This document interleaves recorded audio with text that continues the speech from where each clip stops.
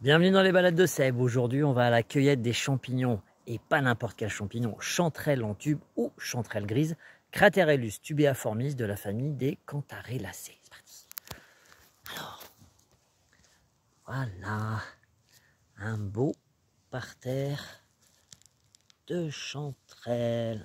Voilà, on est obligé de se faufiler un petit peu sur les sapins. Voilà, je vais en ramasser une. Allez. Alors, description de la chanterelle. Alors, on voit bien que la chanterelle, elle a un pied et un chapeau. Un chapeau qui, à l'état jeune, est convexe, c'est-à-dire qu'il est replié sur lui-même. Et à l'état adulte, voilà. Alors, là, je dis adulte, hein, même s'il paraît petit, mais quand même.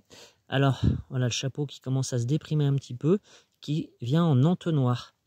Et au centre de ce chapeau, on y voit, qu'est-ce qu'on y voit? On y voit un trou qui va donc former le tube, bien évidemment, et s'y coince dedans, des fois, des petits résidus, et quand il faut le nettoyer, c'est un petit peu plus compliqué. Alors, un pied jaune, c'est pas la chanterelle jaunissante, celle-là, hein. On a un chapeau, et suivant l'ensoleillement, il peut être très brun, comme il peut être un peu plus clair. Voilà, on voit le pied, et sous le chapeau, ce ne sont pas des lames, hein, ce sont ce qu'on appelle des plis ou des replis. Voilà, tout simplement la description de la chanterelle en tube qu'on va trouver, voilà, dans de la mousse un peu comme celle-ci.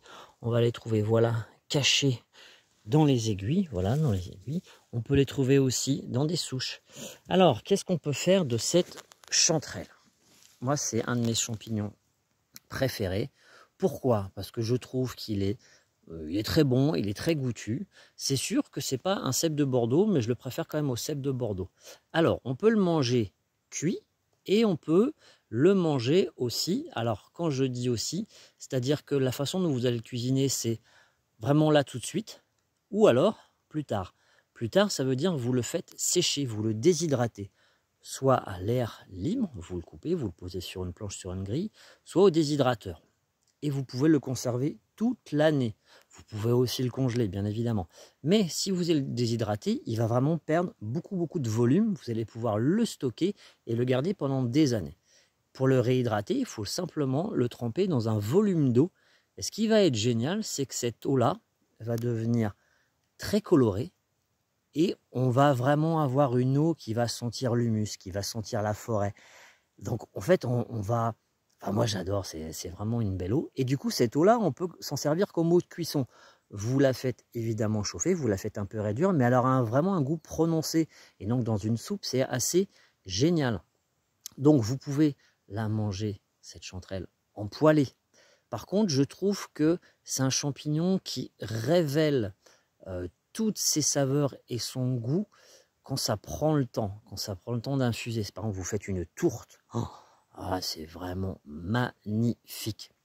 Donc pour moi, voilà, c'est des cuissons très lentes. Ça peut être aussi, voilà, dans des sauces, des choses comme ça.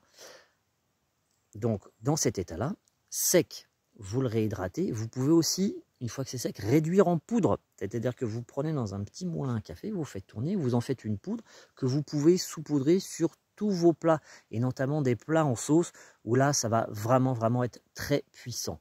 Donc voilà, c'était la petite chanterelle en tube. Magnifique champignon, mon champignon préféré. Bonne balade, bon appétit!